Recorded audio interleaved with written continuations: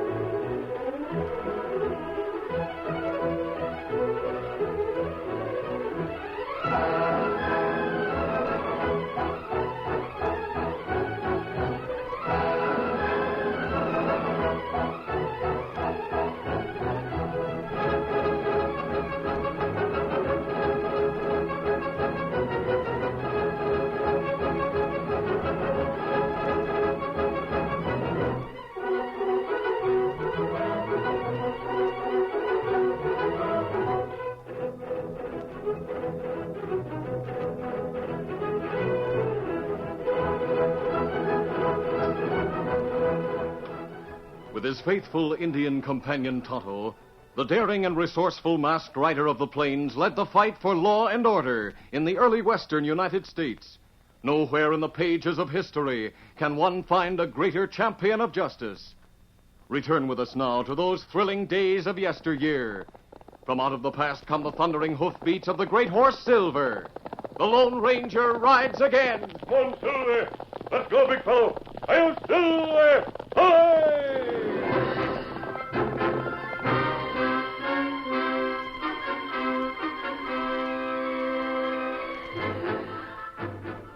For 2 years, lawmen had searched the Phantom Hills for the hideout of the outlaw brothers Joe and Slim Dallas, but without success. But it was understandable, for the Phantom Hills was a desolate area of towering rocks and cliffs, bare of vegetation except for occasional scrub pine, and it offered 1,000 places of concealment. Then one day, the Lone Ranger and his 14-year-old nephew Dan Reed were camped a few miles from the town of Thunder Gulch, awaiting the return of their Indian friend Tonto, who had gone into town for supplies. Here comes Tonto. I didn't expect him back this early. Something must have happened. He's sure riding fast. Oh, Scout, oh, fella. Oh, fella. Easy, Scout, easy. Something wrong, Tonto? That right. Me hear plenty bad news in town. Yes, what is it? Well, last night, outlaws named Joe and Slim Dallas go to town of Thunder Gulch and try rob rank there. Yes? And them run into trouble, plenty trouble. Joe Dallas, him get captured, put in jail there. Good. It's time he's made to pay for the crimes he's committed. What happened to Slim, his brother? Well, Slim Dallas capture Sheriff Wayne. What? And take him away as prisoner. Golly, why would he do that? He'll try to use the sheriff as a means of forcing the release of his brother. You mean he'll kill the sheriff if his brother's not released? That right, Dan. Slim Dallas, plenty bad. It's time someone found their hideout. Well, me talk to sheriff's deputies. Them say hideout, not in Phantom Hills. Them looked there many times. Yes, I know they have. It's the only logical place that they could escape capture this long. I'm going to search those hills. That plenty bad country. It all rock. But something's got to be done before Slim Dallas either forces the release of his brother or kills Sheriff Wayne. May I go along? Oh, that's not good, Dan. Better you stay in town. I don't want to stay in Thunder Gulch. Well, I have a friend who lives in a cabin a few miles from the hills, Dan. If you'll stay with him, I'll let you go that far with us. Very well. He's a strange character, Dan. His name's Angus McGregor. What's strange about him? Well, he's a sort of a hermit. Lives up there alone with only a hawk for company. A hawk? That right, Dan. See, Dan, Angus comes from Scotland. For centuries, he and his people have hunted with hawks. Oh, I know what you mean now. He hunts with them instead of a gun. Yes, that's right. I've read about falcons. The books say they grow to be very old. Angus claims this hawk of his is more than 100 years old. Oh, golly. May I stay with him? Yes, I'm sure it'll be all right. Now, let's get saddled up and started. Here, Silver. Here, Victor. Me help you saddle this.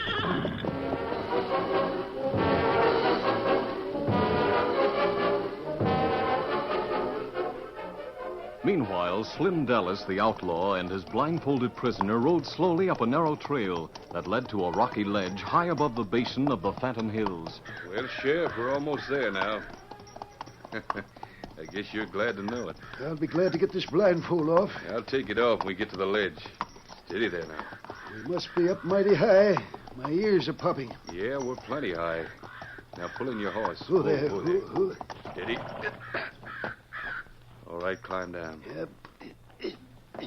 Now I'll take the blindfold off, let you take a look around. There. Know where you are, Sheriff? Hey, you're in the Phantom Hills. Yeah, you're right about that. Me and my brother Joe have watched you and your deputies trying to find us time and time again. Once we thought you were coming up here, but you changed your mind just in time. I remember. The deputy said nothing but a mountain goat could get up here. I agreed with him. We turned back. If you hadn't, a lot of you would have been dead when you got in gun range. You never would have got back down the trail. So this is the hideout of the Dallas brothers, huh? Yep, this is it. From this ledge, we could see anyone for miles around. Even at night, me and Joe knew when someone was prowling around the valley down there. Yeah? How'd you know? Yeah, that, Sheriff, is a secret. Well, now that you got me here, what are you aiming to do about it, Slim? Come along with me. Well, I'll be doggone. A cave. Yep, a cave. Not so big, but it'll keep you from getting sunburned or rained on. Now, just sit down there and take your boots off. My boots off? Yeah, take them off. There's one boot. And here's the other. All right, just stay sitting down there. Hey, what are you going to do with them leg irons? Putting them on you, Sheriff. Huh? Yep. It's one of the pair of leg irons me and Joe brought along with us when we broke out of state's prison 2 years ago. Yonder's the other pair. Wait a minute, Ted. And let me snap on the leg iron. Yeah. Now, if you want to move, there's enough chain on them for you to get around a bit so you don't get cramped. I'll put a canteen of water handy, and when I leave, I'll leave some grub handy, too. Where you going? Nowhere right now. But tomorrow I'm riding back toward Thunder Gulch. I want to get word to your deputies that if they don't let my brother go free, they'll find your body on the outskirts of town in a couple of days. It was late afternoon when the Lone Ranger, Dan Reed, and Tonto arrived at the lonely cabin of Angus McGregor, who greeted them warmly and, when told of their mission, assured Dan that he was more than welcome to stay as long as he liked. Aye, laddie, you'll be company for an old man and his Falcon. We don't have much company, do we, Jock? Lone Ranger told me about your Falcon. He says you hunt with him. Aye, he is much keener of eye than a dog, and most as deadly as a rifle. Golly, I'd like to see him hunt. Perhaps Angus will take you hunting with him while Tonto and I are gone. Indeed, we shall go hunting. On the morrow. What shall it be, laddie? Beasts or fowl you desire for the dinner party? Well, fowl, I guess. There's not much else but jackrabbits. Then fowl it shall be. Well, then, Tonto and I will be riding on. Well, I thought you might stay here for the night. Oh, no. It will be dark by the time we reach the Phantom Hills. I prefer to go in by darkness so we won't be seen. Eddie Silver, easy. I wish you luck, my friend. But be wary. The brothers Dallas are dangerous men. We'll be careful. Adios. Goodbye. Bye, Tonto. Adios, Dan. One Silver. Get 'em up, Scout. Farewell, my friends.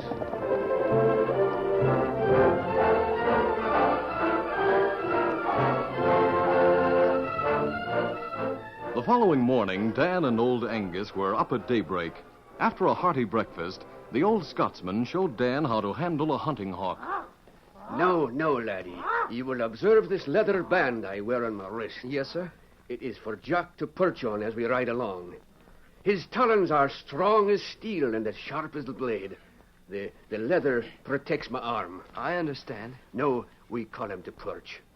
Jock! Perch, Jock! What? He flew right to your wrist when you said perch. Aye, laddie. There are only two commands. Perch and hawk. Hawk? What's that for? When you sight the game, you remove his hood and shout, hawk. That means for him to soar aloft and attack. Then when he's killed the game, you shout perch. And he returns to the wrist, and you again put on his hood. But I don't understand about the hood. Oh, here. Is a wee little hood made of black cloth. We slip it over Jack's head, thusly. Then you retrieve the game he has killed and continue the hunt. But why do you make him wear the hood? You ask many questions, laddie. But old Angus is glad to answer them.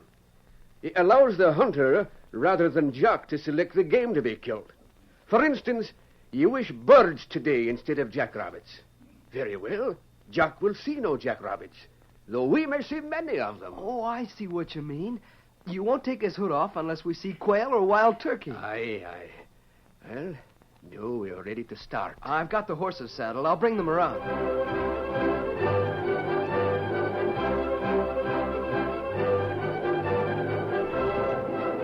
The youthful energy of young Dan Reed soon took toll of old Angus McGregor, and after an hour of riding, during which they had killed only 2 quail, Angus drew in his horse. Hold on. Why are we stopping, sir? Oh, laddie. Angus McGregor is not so young as he used to be. You set a pace he cannot follow. Oh, I'm sorry. I didn't mean to tire you out. We'll return to your cabin at once. Oh, no, laddie, not you. I'll go back. But you continue the hunt. 2 quail are not enough for our dinner. You mean I can take Jock and go on hunting? Aye, laddie. Oh, golly, that's great. But will he stay with me? As long as you wear this leather gauntlet. Now, Jock, my lad, move over to the horn of the saddle. There, that's a good boy, Jack. Now, I'll remove the leather band.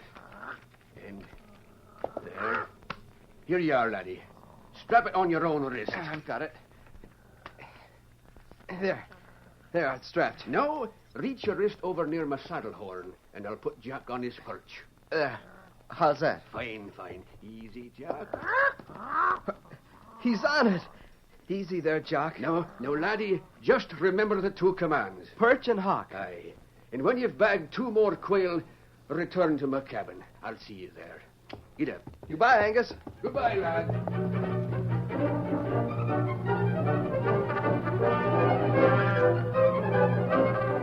A short time later, Dan spotted a quail and released the hawk, which struck with deadly aim, and at Dan's command of perch, returned to the wrist to be recapped with the hood.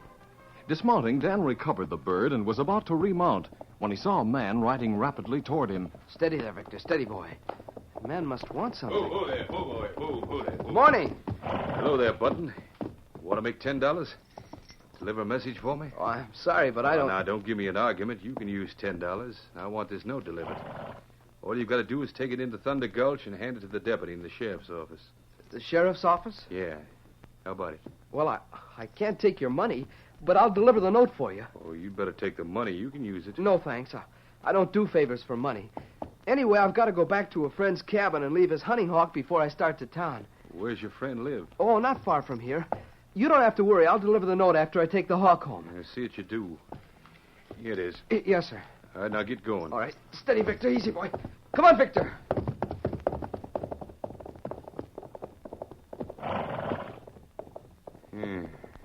He seemed mighty anxious to deliver that note. I think I'll keep an eye on him for a spell. Get up there, boy. Come on.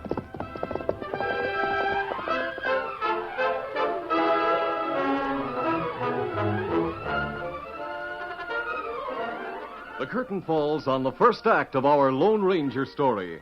Before the next exciting scenes, please permit us to pause for just a few moments.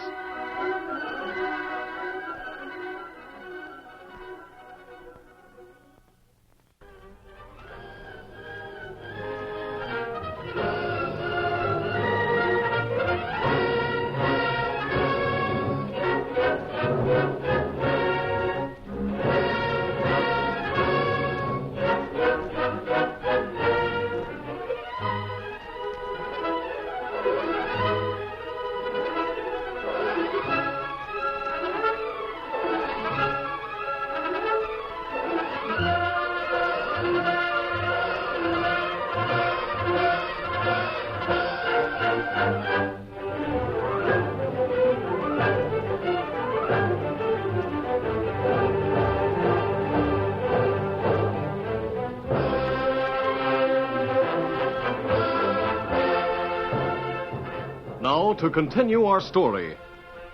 When Dan reached Angus McGregor's cabin, he found old Angus asleep, but he woke him up immediately and told him what had happened. I'm not sure, but I think he fits the description of Slim Dallas, the outlaw. Aye, it's possible. But there is one way to make certain. How's that? Have you read the message he entrusted to you? No, I didn't think I should do that. Oh, under the circumstances, I believe it is permissible. Let me have it. Here it is. What does it say? It says, if you don't want Sheriff Wayne to be killed, let my brother Joe go free. If you let him go, put a lantern in the steeple of the old Spanish church. If the lantern is not burning tomorrow night, I kill the sheriff. Is it signed? Aye, signed by Slim Dallas himself. Golly, he does mean business. What'll I do? Oh, it is a perplexing problem, laddie. I wish your friend the Lone Ranger were here now. So do I. But he told me to stay with you. He won't be back for several days, maybe. Aye. What's that? Don't make a move. It's him. It's Slim Dallas. No, obey his every command. It goes for you too, old-timer. I thought I'd better keep an eye on you, Button. I told you I had to come here first. I know. I just overheard what you and the old gent here had to say. I'll deliver the note. I promised you I would, and I will. Oh, no, you won't. You're a friend of the Lone Ranger. I've heard about you. Dan Reed's your name, ain't it, Button? I won't answer you. Oh, you don't have to. So the Lone Ranger's on my trail, huh?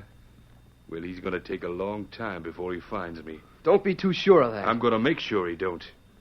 What do you mean? You'll find out.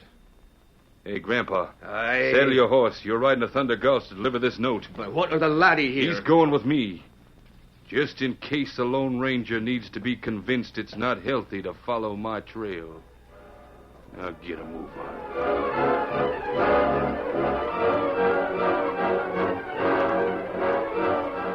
When Angus McGregor returned to his cabin, the Lone Ranger and Tonto were waiting for him. The masked man's expression tightened when he heard what had happened to Dan Reed. A moment later, the three men started out to search for Dan. Get him on the spot!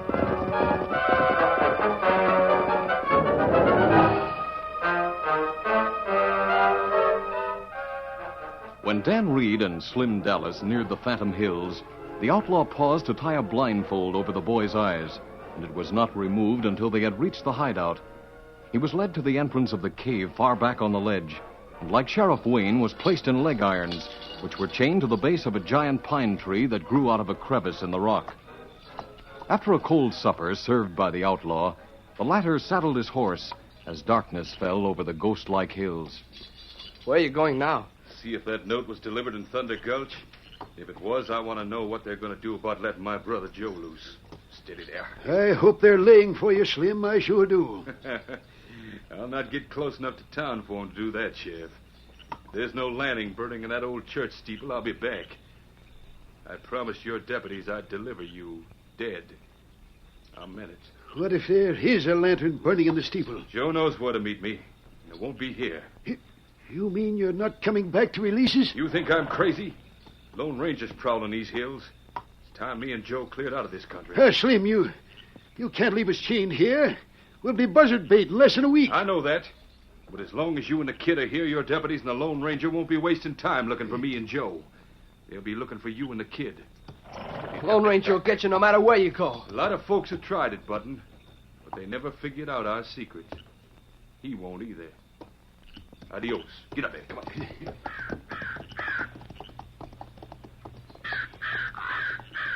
His secret. I wonder what he meant by that. I don't know, Dan. He mentioned it once before when he brought me here. Whatever it is, he must be right. No one but me and you have been to this place before.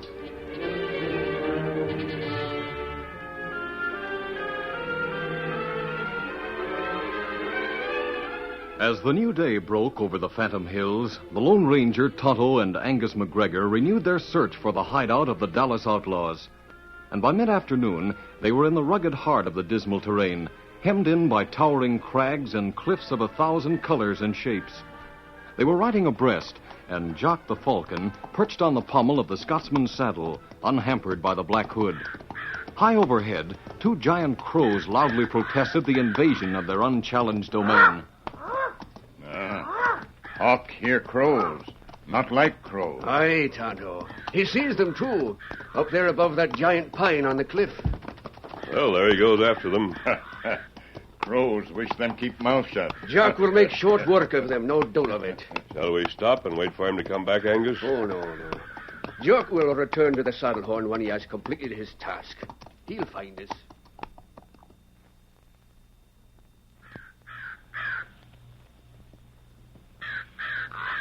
What in tarnation's the matter with them crows, Dan? Something's disturbing them.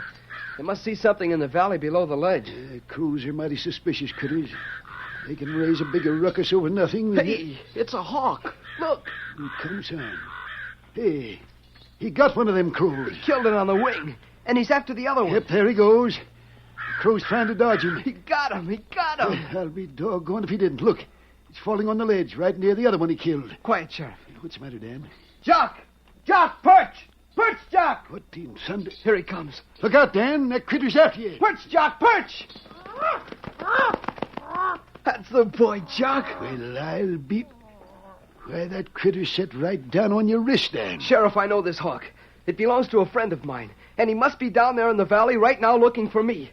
Maybe the Lone Ranger and Tonto are with him. You don't mean it, Dan. Yes, I do. I've got to get to the ledge and yell down to them. Well, glory be, we're saved by a hawk. Help! Help! Help! Well, go on, Dan. Get to the ledge. I can't. The leg chains aren't long enough. Well, yell again. Yell louder this time. Help! Help! Help! As the leg chain snapped taut, drawing Dan Reed up far short of the ledge overlooking the valley, the joy of both man and boy turned to bitter disappointment. For almost half an hour, Dan shouted at the top of his voice. And he stopped only when in the far distance he saw three horsemen disappear into a narrow canyon. It was them, Sheriff. Look. Yes, three horsemen. One riding a white horse. He's the Lone Ranger. The others are Tonto and Angus McGregor. And they rode right past us without knowing it. Let me sit down here and get one of my socks off. What are you going to do, Dan? There, it's off. Now, easy, Jock. I won't hurt you. Well, what's the idea of putting your sock over his head? He won't try to fly away. He'll stay here if he can't see. But, Dan, I don't settle... Sheriff, it's a hunch. I just wonder what'll happen when Jock doesn't fly back to Angus McGregor.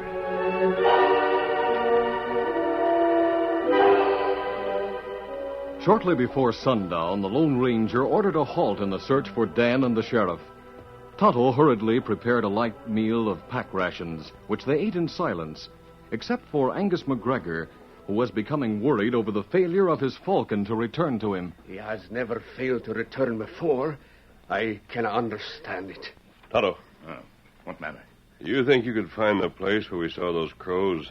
The place where the hawk disappeared? Will it get dark soon? But me think me find it. Then let's go. Here, Silver. But why are you going back there? I haven't time to explain, Angus. Steady, big fella, get down. Come on, Come on, Silver. Get up there now.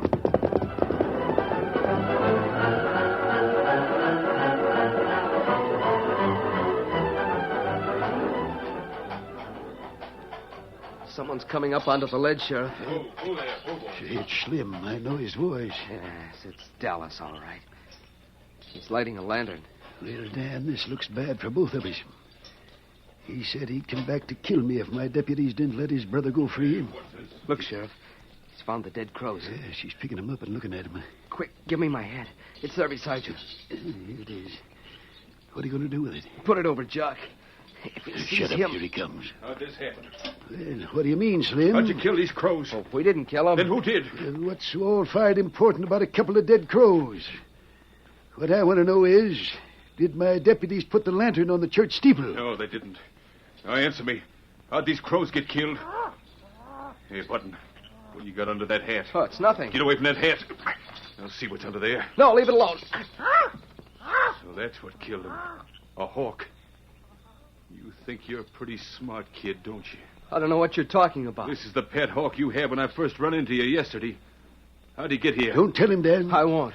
Suit yourself, kid. Don't make any difference anyway. I won't have any use for these crows anymore now that I'm clearing out of the Phantom Hills. But before I go, I've got some shooting to do. And I aim to start with the critter that killed my crows. Don't shoot him! Don't! Oh, my hands! Get your hands up. Me get gun. Don't shoot! Don't shoot! Glory be, we're saved. It's the Lone Ranger!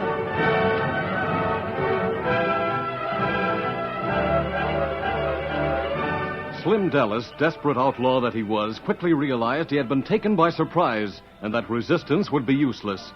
He surrendered without a fight and even helped to unlock the leg irons that held Dan and the sheriff. But as the sheriff began putting one of them on him, the outlaw turned to the masked man and said, Masked man, there's one thing I'd like to know before the sheriff takes me to Thunder Gulch. What's that, Dallas? For 2 years, lawmen have tried to find our hideout, and they never could. Until you got in my trail. How'd you figure out our secret? Well, it wasn't easy at first.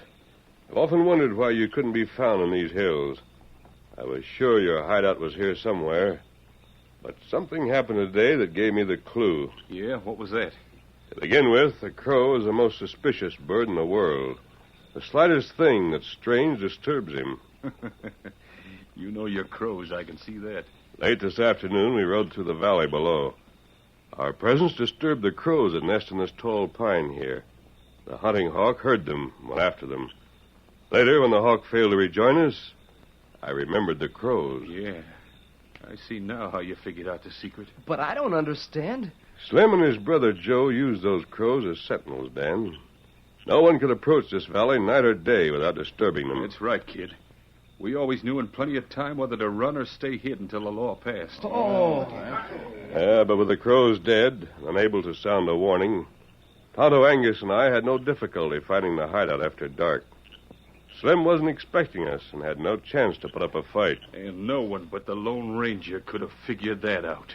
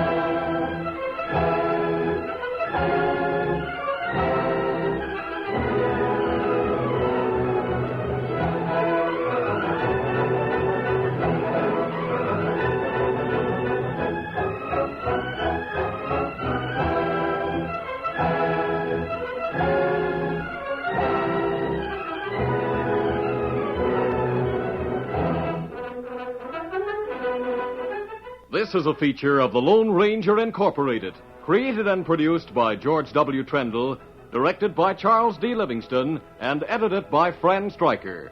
The part of the Lone Ranger is played by Brace Beamer.